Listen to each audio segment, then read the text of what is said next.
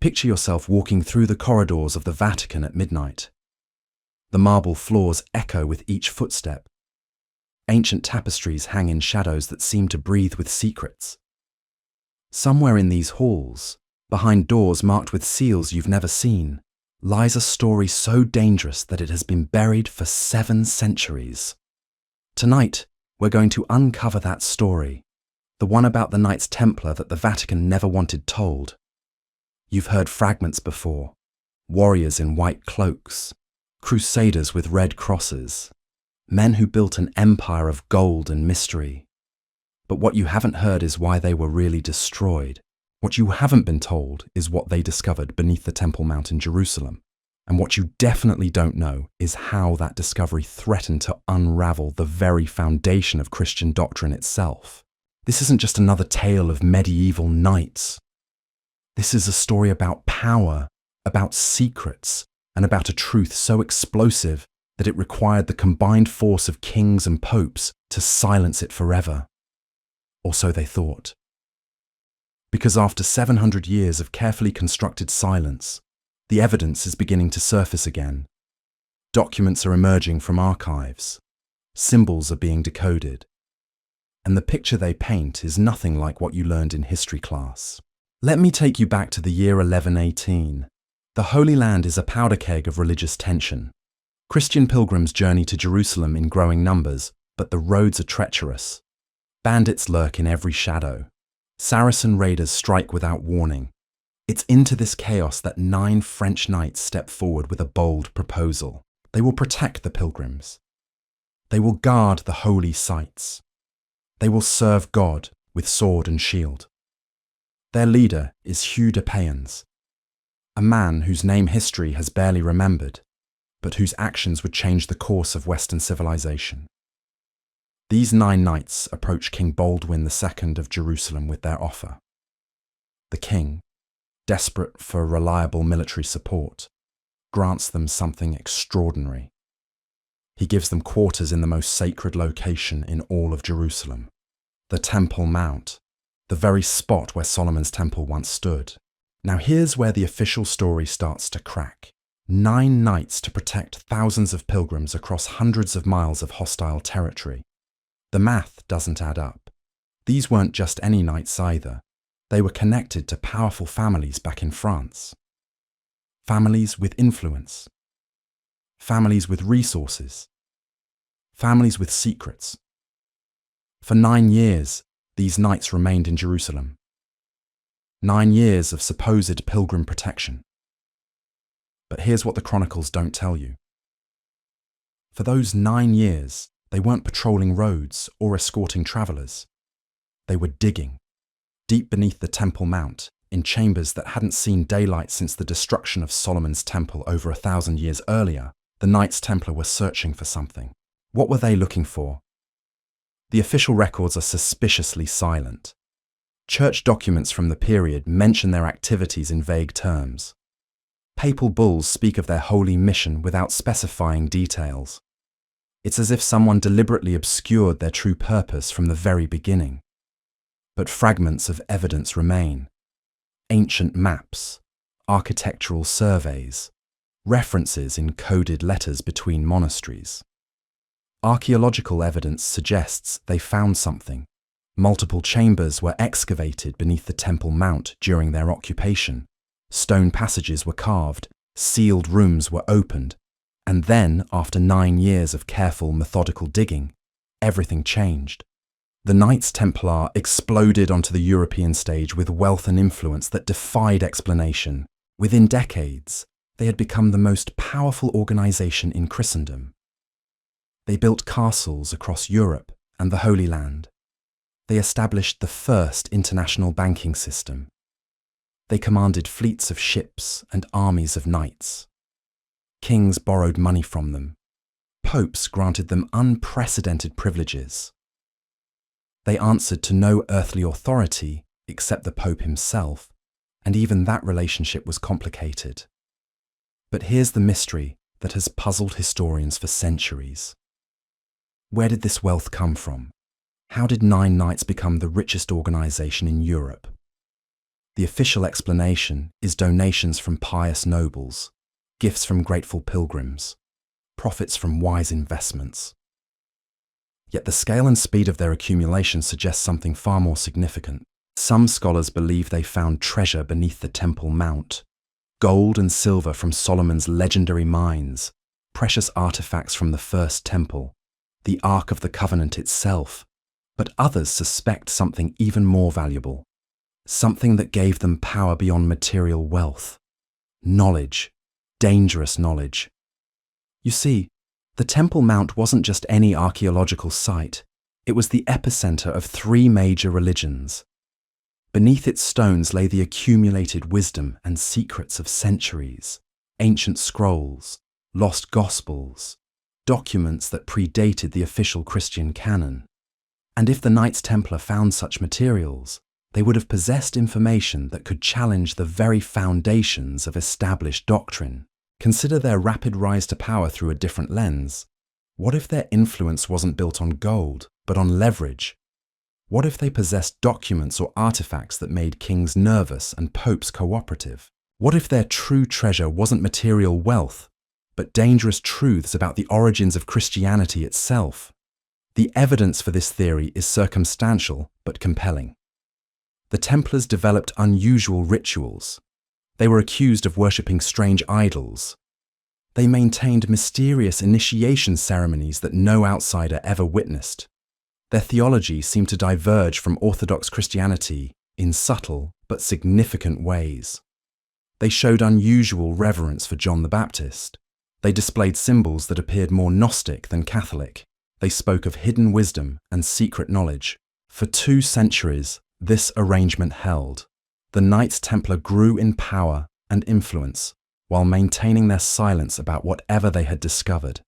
Kings feared them, but needed their loans. The church blessed them, but watched them carefully. It was an uneasy balance built on mutual dependence and shared secrets. But by the early 14th century, that balance was beginning to crumble. King Philip IV of France was drowning in debt, much of it owed to the Templars. The church was struggling to maintain doctrinal unity as various heretical movements challenged its authority. And the Knights Templar themselves had grown perhaps too confident, too independent, too dangerous to ignore. What happened next would shock medieval Europe and create a mystery that persists to this day. On Friday the 13th of October 1307, in a coordinated strike across France, every Knight Templar was arrested simultaneously. The charges were explosive: heresy, blasphemy, worship of false idols, denial of Christ, obscene rituals. The trials that followed would reveal accusations so disturbing that they challenged everything people believed about these warrior monks. But were these charges true? Or were they carefully constructed lies designed to justify the destruction of an organization that had become too powerful, too independent, and too knowledgeable for its own good? The interrogation chambers of medieval France were not places of gentle inquiry. They were theatres of pain, designed to extract confessions from the strongest of men. Stone walls that had witnessed countless agonies now echoed with the screams of knights who had once been the most feared warriors in Christendom. Under torture, men will confess to anything. They will admit to crimes they never committed. They will speak words that damn their souls if it means the pain will stop. But here's what makes the Templar confessions so intriguing. They weren't random admissions of guilt. They were specific, detailed, and remarkably consistent across different prisoners in different locations. Knights who had never spoken to each other under torture described identical rituals. They mentioned the same mysterious head they were forced to worship. They spoke of the same denial of Christ they were required to perform during initiation. They described the same obscene ceremonies that supposedly took place in absolute secrecy. Either these confessions represented the most coordinated lie in medieval history, or the Knights Templar were indeed practicing something far removed from Orthodox Christianity. The mysterious head they described became known as Baphomet. Some claimed it was made of gold and silver. Others said it was a preserved human skull.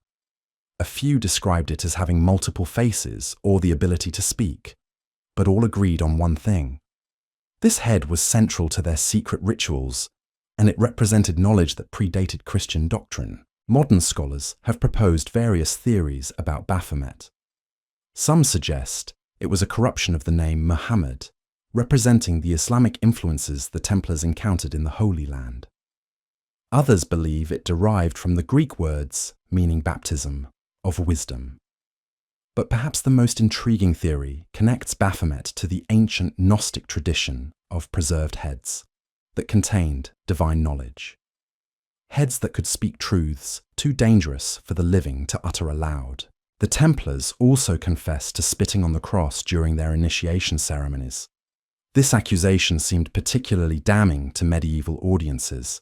How could Christian knights, sworn to defend the faith, commit such blasphemy? But viewed through a different lens, this act takes on new meaning.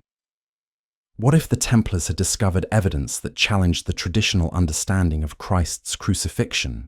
What if their spitting represented not hatred of Christ, but rejection of what they believed to be a false narrative about his death? Gnostic texts, many of which were hidden for centuries, suggest alternative interpretations of Christ's crucifixion. Some claimed that Jesus was not actually killed on the cross. Others proposed that his true teachings had been suppressed by the early church. If the Templars had discovered such texts beneath the Temple Mount, their ritual spitting might have been a symbolic rejection of orthodox doctrine rather than an act of pure heresy. The trials dragged on for years. Witnesses were called. Evidence was presented. Papal inquiries were conducted. But throughout this process, one fact remained consistent. The Knights Templar never revealed the location of their treasury. When King Philip's agents raided their preceptories across France, they found almost nothing. The legendary wealth of the order had vanished as if it had never existed. Tons of gold and silver simply disappeared overnight. This disappearance has fueled centuries of speculation. Some believe the treasure was smuggled to Scotland, where Robert the Bruce offered sanctuary to fleeing Templars. Others propose it was hidden in remote castles or buried in secret locations across Europe. But what if the real treasure was never gold or silver? What if it was scrolls, documents, and artifacts that contained dangerous knowledge about the origins of Christianity? Consider this possibility. The night before the arrests, a Templar fleet sailed from La Rochelle on the French coast. These ships were never seen again. Their destination remains unknown. Their cargo is a mystery. But if you were fleeing with the most dangerous secrets in Christendom, where would you go? Where could you find sanctuary from both the French crown and the Papal Inquisition? The answer might lie in the remote highlands of Scotland. There, among the mists and mountains, remnants of Templar knowledge might have found refuge. Local legends speak of mysterious knights who arrived bearing strange symbols and ancient wisdom. They built chapels decorated with carvings that seem to blend Christian and pre-Christian imagery. They established bloodlines that claimed descent from both European nobility and Middle Eastern royalty. One such chapel stands today in the village of Rosslyn, south of Edinburgh. Rosslyn Chapel is a stone enigma wrapped in medieval mystery. Its walls are covered with carvings that have puzzled scholars for centuries. Christian saints stand beside pagan green men. Biblical scenes merge with Masonic symbols. And everywhere, hidden in the intricate stonework, are references to knowledge that seems to predate the official Christian narrative. Tonight, you've walked through corridors of shadow and witnessed truths that powerful men spent centuries trying to bury. The Knights Templar weren't just warrior monks who fell from grace. They were keepers of knowledge so dangerous that it required the combined forces of crown and cross to silence them forever. Yet their secrets refused to stay buried. In ancient stones and whispered legends, in symbols carved by trembling hands and treasures that vanished into mist, the mystery endures. Sleep well, knowing that some truths are patient enough to wait centuries for the right moment to resurface.